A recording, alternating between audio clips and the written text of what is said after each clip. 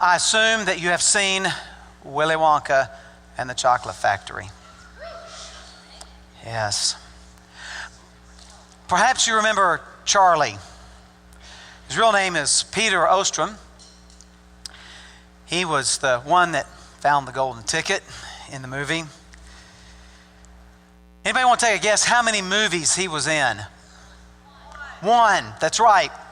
Willy Wonka and the Chocolate Factory. Which, if you've not seen it, I'm sorry. We all love Oompa Loompas. And all of their great and tremendous wisdom.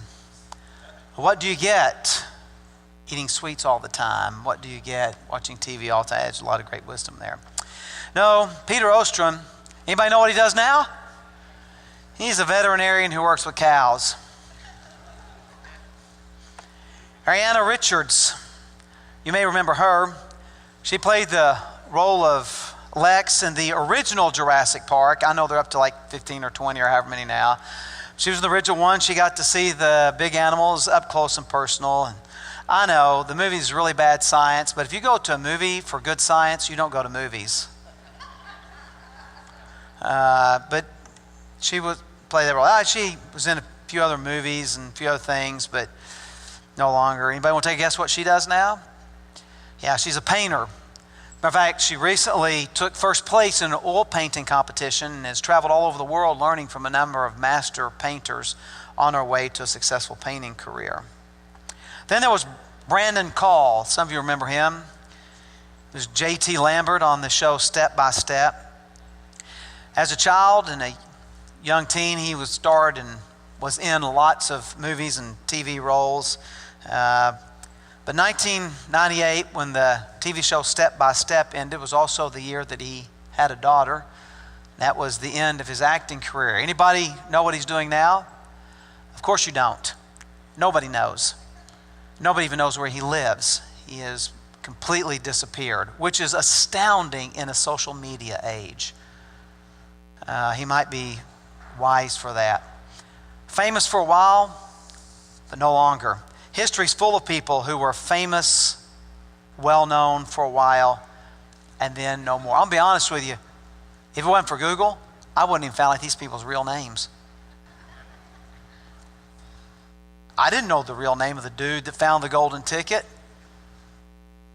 I just know that he drank fizzy lifting drink and went all the way to the top of the roof.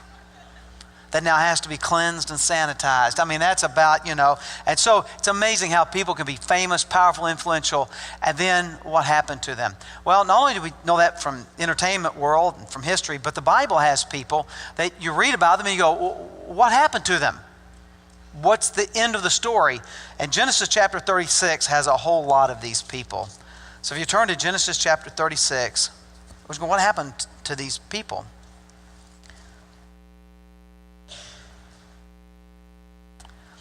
The first 8 verses are going to tell us where this happened. So notice what the text says. These are the generations of Esau, that is Edom. The words Esau and Edom both mean red. So the same guy's called by both. And the reason is when he was born, he was covered with red hair. Throughout his life, he was covered with red hair. And when he died, he was probably gray-headed. I'm sorry. But for most of his life, he had red hair, so that's why he's called red. So, verse 2, Esau took his wives, plural, from the Canaanites, Adah, the daughter of Elon the Hittite, Holabama, the daughter of Anah, the daughter of Zibeon the Hivite, and Basemath, Ishmael's daughter, the sister of Nebaioth. And Adah bore to Esau Eliphaz, Basemath bore Ruel, and Holabama bore Jeush, Jalam, and Korah. These are the sons of Esau who were born to him in the land of Canaan. Then Esau took his wives, his sons, his daughters, and all the members of his household, his livestock, all his beasts, and all his property that he had acquired in the land of Canaan. He went into a land away from his brother Jacob, for their possessions were too great for them to dwell together. The land of their sojournings could not support them because of their livestock. So Esau settled in the hill country of Seir, and reminded again that Esau is Edom. Now, they're both in the land of Canaan, they're both born there. But Esau is going to migrate and settle in the area of Seir. So let's give you a map here of the ancient Near East, or at least of what would be the land of Canaan, known as the land of Israel. Esau settles what is basically on the southeast side of the Dead Sea. So we've got it highlighted here for you so you can see where it is. So that's where these people were. That's where they went to. They went and settled outside the Promised Land, outside the Holy Land, outside of what would eventually be the land of Israel. They settled on the southeast side of the Dead Sea. Now, why do they do it?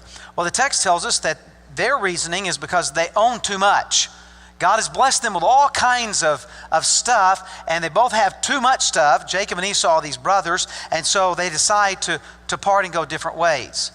Now, if you go back to Genesis 13, you read the exact same thing. We have two guys, Abraham and Lot. They both are well blessed by God. They both have lots of stuff, and so they agree that they need to part ways, and so Lot looks toward the well-watered plain, and he goes to the cities of Sodom and Gomorrah, Admah, and Zeboim. There were 4 cities in the valley. That's where he went.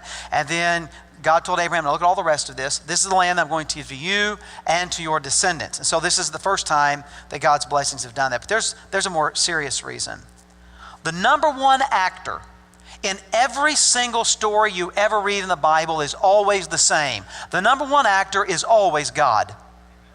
God is the subject and focus of the Bible. And in Genesis 36, God is the primary character, even when he's not mentioned directly. Here's the reason. God has promised to Jacob, whose name was changed to Israel. So Jacob and Israel are the same guy. Esau and Edom are the same guy. God has promised him to give him the land of Canaan. Esau is in the land of Canaan. So God, in his grace, is going to move Esau out somewhere else so that later in history, about 400 some odd years later, the descendants of Israel are not going to have to battle with him over that land. So God moves him and gives him another piece of land, because the land on which he is currently dwelling is the land that God has promised to Jacob, actually to Abraham and to Isaac and to Jacob. So God, by his grace, is moving Esau out. Now, throughout history, people have relocated. Throughout history. A little over a century ago, there were some people who lived in Germany. They had a good life in the land of Germany, but they decided it was time to leave, to move. And so they moved from Germany to the United States of America. And when they got to the USA, they decided to settle in the land of opportunity, state of Arkansas. And not just inside the state of Arkansas, but they decided to settle on the south side of a little town called Hot Springs. And there, my great-grandmother and Uncle Pocojo, don't ask me to spell it, they bought 10 acres of land, settled 10 acres of land, and they farmed and had a family and their descendants. And many of their descendants, the majority of their descendants actually, have remained in that area. However, there are a few descendants who did not remain there, but instead, under God's leadership, moved. For example, one of their descendants and his family moved, relocated and settled in the state of Arizona. Now, there's something really interesting about this. When people ask me, where are you from? My answer is Arizona, because this is where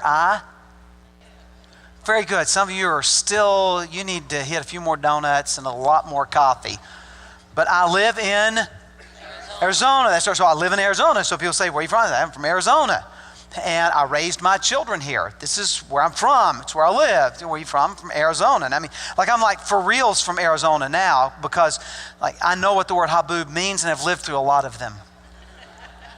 I mean, I just understand, after a while, you just kind of, here's how you know when you have settled in Arizona. For some of you that are more recent to our area, let me just tell you, you'll know that you're finally really here when you no longer own a coat. You'll have a jacket, because for us it's cold in February when it gets in the 60s. Some of you are like, yes, I've lived here long enough. I can say I'm from Arizona. And so you kind of get, and I can remember, we had boots that we would wear when it snows. And I kept them for several years. And then I came to this great realization. I can leave them unused in a closet, unused in the garage, unused in the shed in the backyard, or give them to Goodwill. Someone else will pick them up and leave them unused. Don't own gloves. I'm from Arizona. Here's what's really interesting, though, because if I meet somebody I don't know, where are you from? And I say Arizona. Normally this is the second or kind of the response I get to that. You don't sound like you're from Arizona. Now I am aware that I talk normal. Other people have an accent. I realize that. I get that. Some of you talk funny and I talk normal. I'm good with that. I understand that. But they say, I say, oh no, I'm originally, this is really what's fun. It's like I say, I'm originally from Germany. And then you see like this look, like, you don't really seem to have a German accent. No, it's okay. I'm called Opa. It's German for granddad. Second best name I've got. Christian, of course, is the best name. Opa is second best. Y'all know what Opa means? Play and return.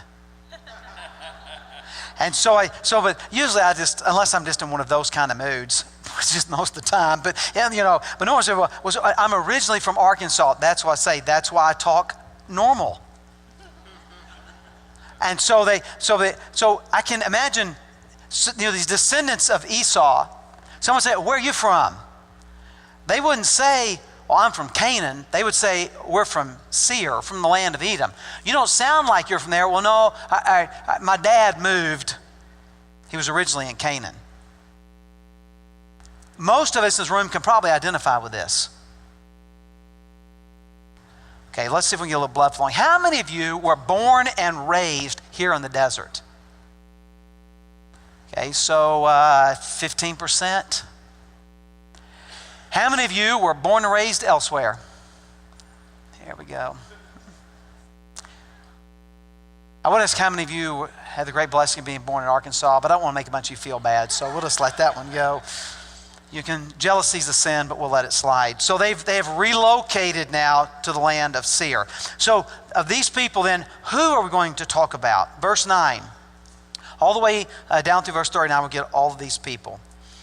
These are the generations of Esau, the father of the Edomites in the hill country of Seir. These are the names of Esau's sons. Eliphaz, the son of Adah, the wife of Esau. Ruel, the son of Basemath, the wife of Esau. The sons of Eliphaz were Teman, Omar, Gepho, Gatam, and Kenaz. Timnah was a concubine of Eliphaz, Esau's son. She bore Amalek to Eliphaz. These are the sons of Adah, Esau's wife. These are the sons of Ruel, Nahath, Zerah, Shammah, and Mitzah. These are the sons of Basemath, Esau's wife. These are the sons of Aholibamah, the daughter of Anah, the daughter of Zibeon, Esau's wife. She bore to Esau Jeush, Jalem, and Korah. If you're not sure where we're at, verse 15. These are the chiefs of the sons of Esau, the sons of Eliphaz, the firstborn of Esau, the chiefs of Teman, Omar, Zepho, Kenaz, Korah, Gatam, and Amalek. These are the chiefs of Eliphaz in the land of Edom. These are the sons of Adah. These are the sons of Ruel, Esau's son, the chiefs Nahath, Zerah, Shammah, and Mitzah. These are the chiefs of Ruel in the land of Edom. These are the sons of Basemath, Esau's wife. These are the sons of Aholibamah, Esau's wife, the chiefs Jeush, Jalem, and Korah. These are the chiefs born of Aholibamah, the daughter of Anah, Esau's wife. These are the sons of Esau, that is Edom, and are their chiefs. Verse 20. These are the sons of Seir, the Horite, the inhabitants of the land. Lotan, Shobal, Zibeon, Anah, Dishon, Etzer, and Dishon. These are the chiefs of the Horites, the sons of Seir in the land of Edom. The sons of Lotan were Hori and Hemam, and Lotan's sister was Timnah. These are the sons of Shobal, Alvan, Manahath, Ebal, Shepho, and Onam. These are the sons of Zibeon, Aiah, and Anah. He is the Anah who found the hot springs in the wilderness as he pastured the donkeys of Zibeon his father. His whole life, let's say he lived to 70 or 75 or 90, doesn't matter. His whole life is defined by one thing. He found some hot springs chasing donkeys. Some of you can totally identify with this. Your whole life has been identified by one event. You either hit or missed the game-winning shot, and your team either won or lost the state finals. You almost made valedictorian. You were this close. Or for the rest of us, this close. But your life is defined by almost.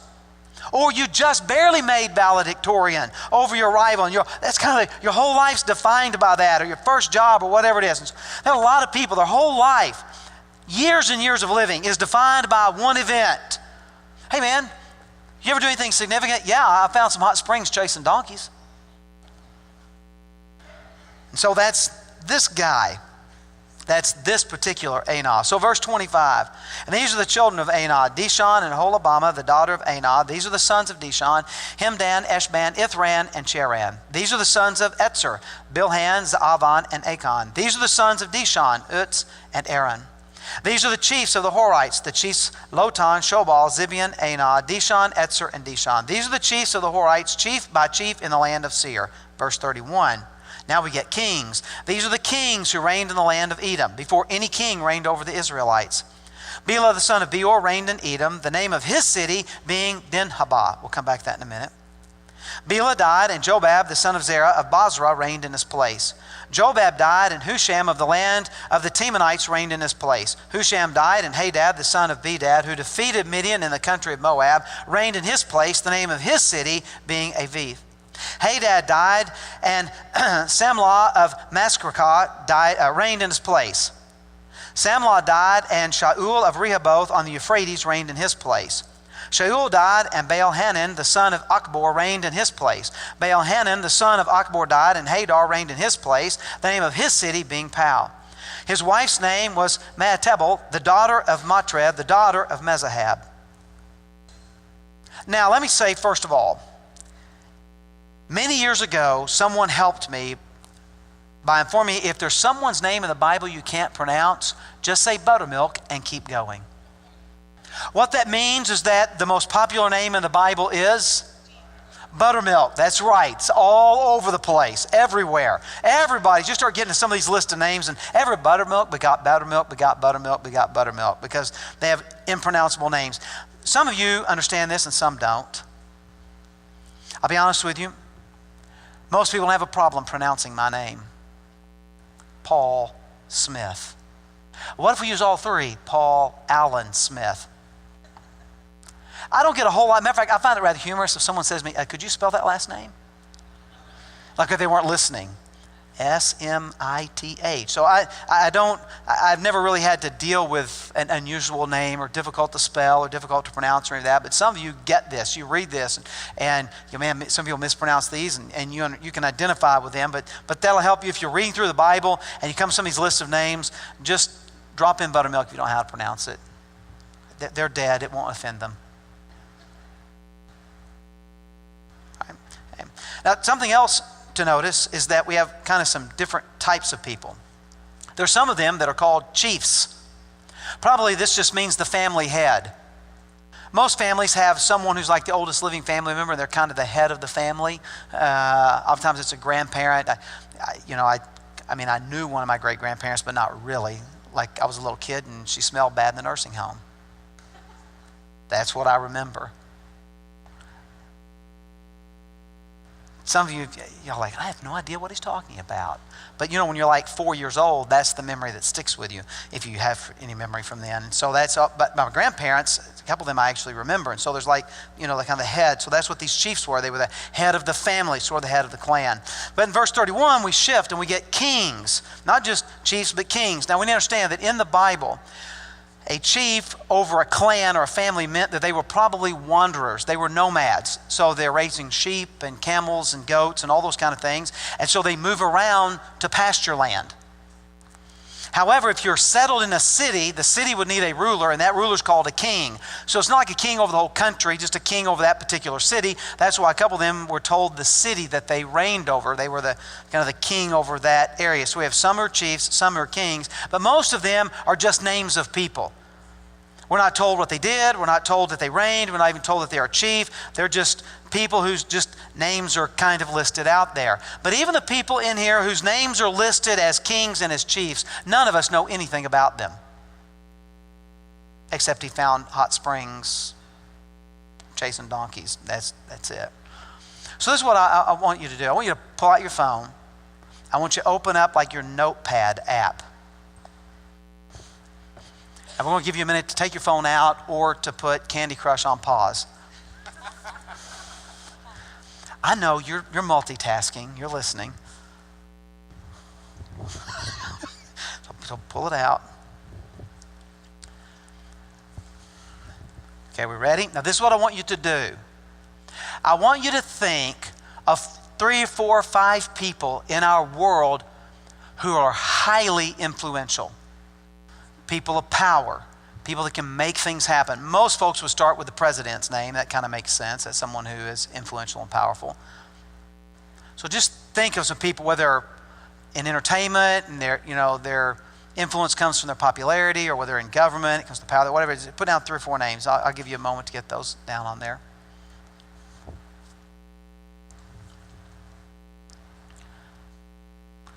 Bum, bum, bum, bum, bum, bum, bum, bum, bum, bum, bum, bum, bum, bum, bum, bum, bum.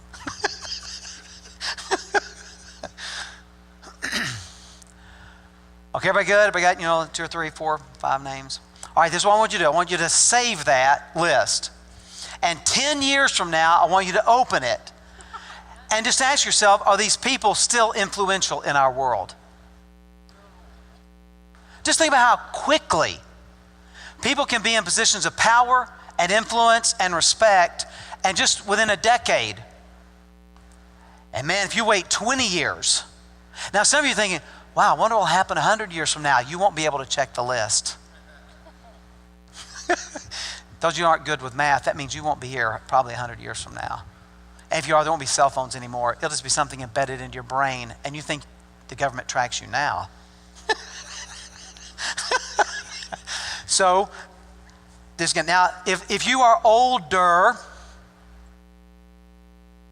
I didn't say old, calm down, but if you're older, think back 10 or 20 or 25 years of people who were very influential. And then ask yourself, do they really have that kind of influence now? Hammer time. Nobody wears parachute pants anymore. I mean, come on. There are people that everybody knows who they are. They're highly influential in culture or government. And it's amazing how quickly their influence kind of disappears. So when you read this list of names, you realize some of these people were very powerful, very influential. They were chiefs or they were kings. But in reality, that kind of popularity and power and influence really doesn't last that long anyway. It comes and goes quickly. Just look at your list in a few years. Or think back to people who are powerful when you're in your 20s or 30s. Wow, they just, some of them we don't even know where they are. Or we might have some idea, but we don't really know. That's why I had to Google to find out the real name of the dude that played Charlie in Willy Wonka. And so, some of them, I just want you to see, even though we don't know what they accomplished, they were powerful then, but they're irrelevant today, God knows who they are. And whether you're someone of influence and power and position or not, God knows who you are. Matter of fact, I've thought, how many hundreds of thousands of people lived during the centuries of all of these people here in Genesis 36? Their names aren't mentioned anywhere. We know nothing about them. And yet God knows who they were.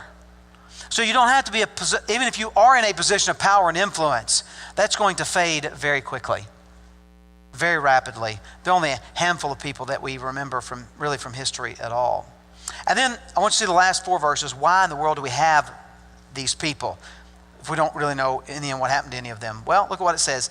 These are the names of the chiefs of Esau according to their clans and their dwelling places by their names. The chiefs Timnah, Alvah, Jetheth, Aholabama, Elah, Pinon, Kenaz, Teman, Mibzar, Magdiel, and Aram. These are the chiefs of Edom, that is Esau, the father of Edom, according to their dwelling places in the land of their possession. This is kind of finishing out the line of Esau. We have Jacob and Esau.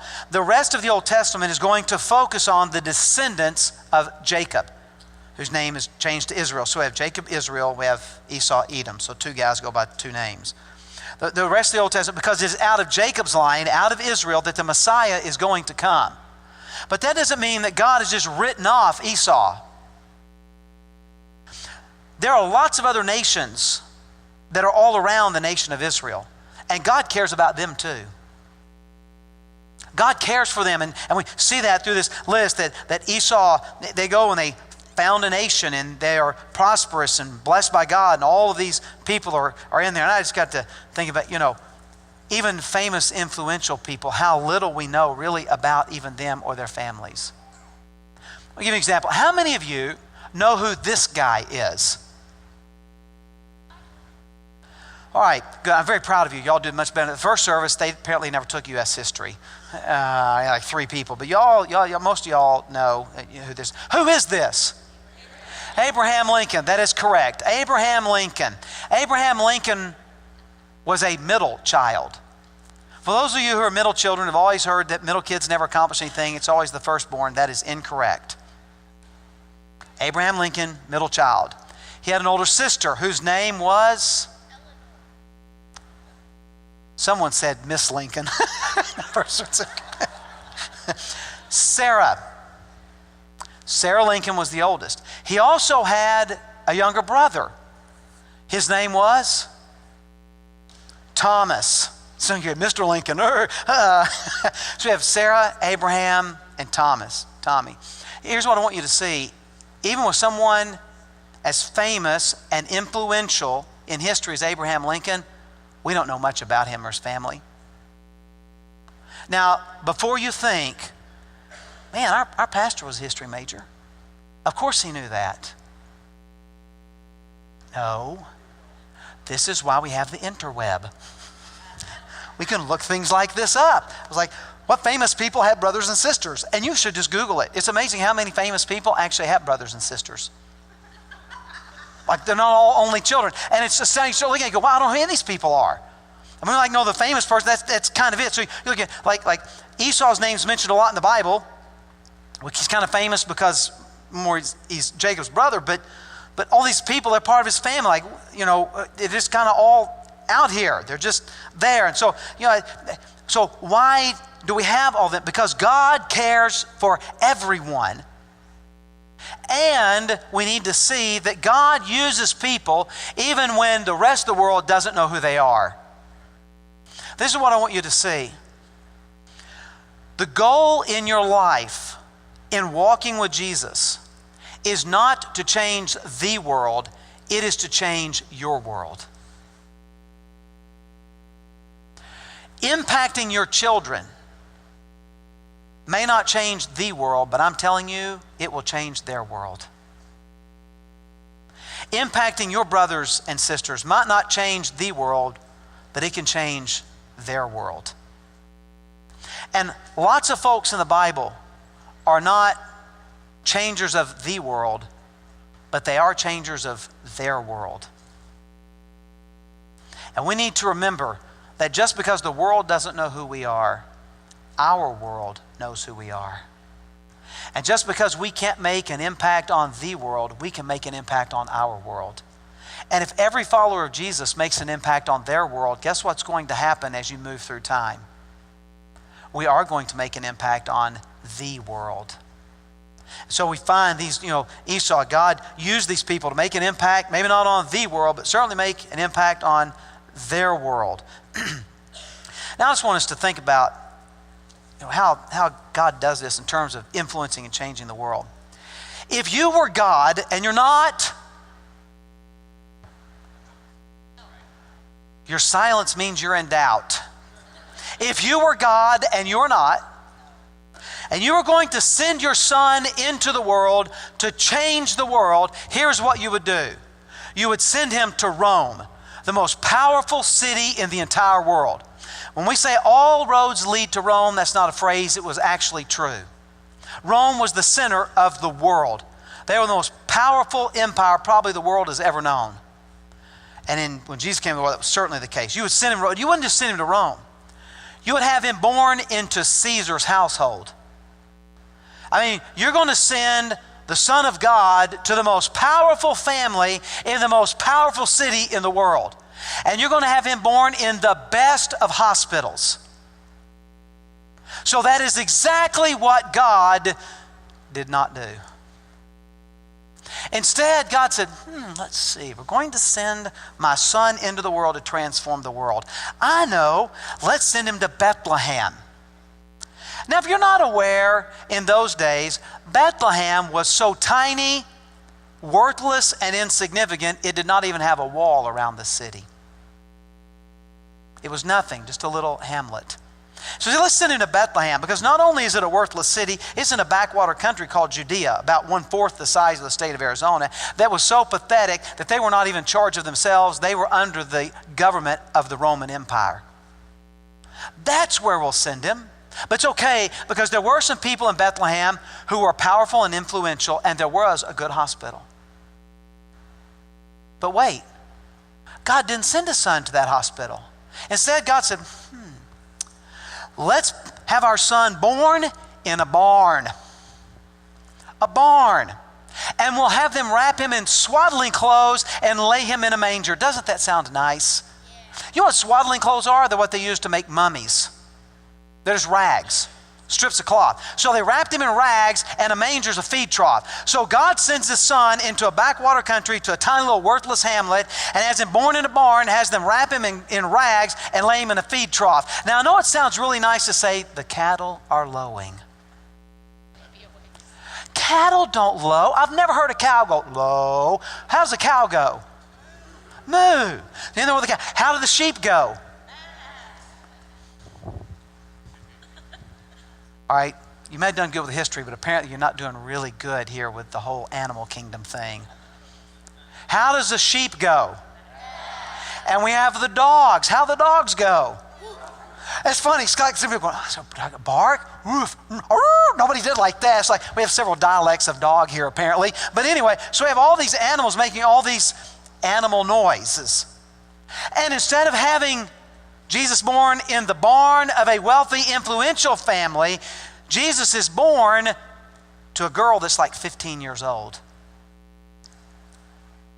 And the accusations were, because she was unmarried at the time she got pregnant, that it was either her fiance's Joseph, or it was not his, but was from a Roman soldier or someone. Now, they were correct.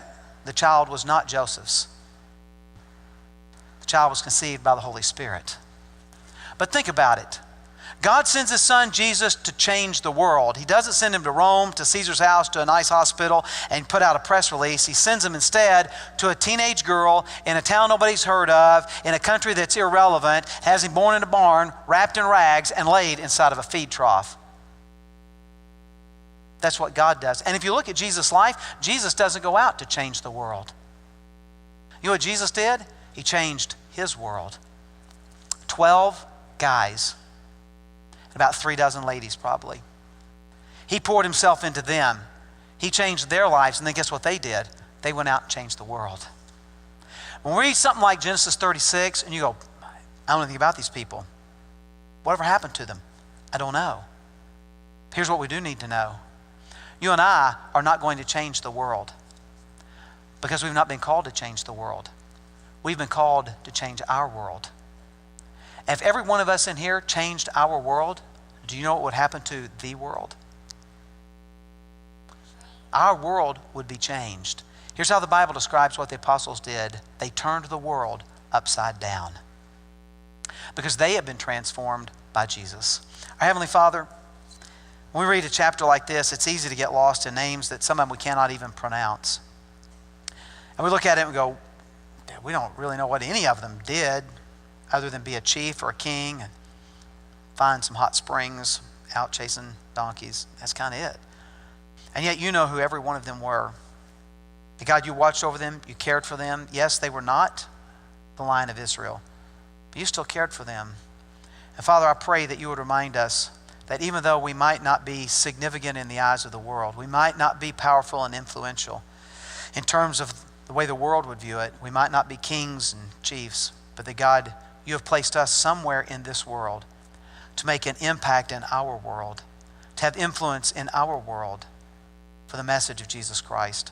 And so God, I pray that you would help us to be faithful in impacting and influencing and transforming our world so that in turn the world might be changed and influenced. For it is in Jesus' name that we pray. Amen.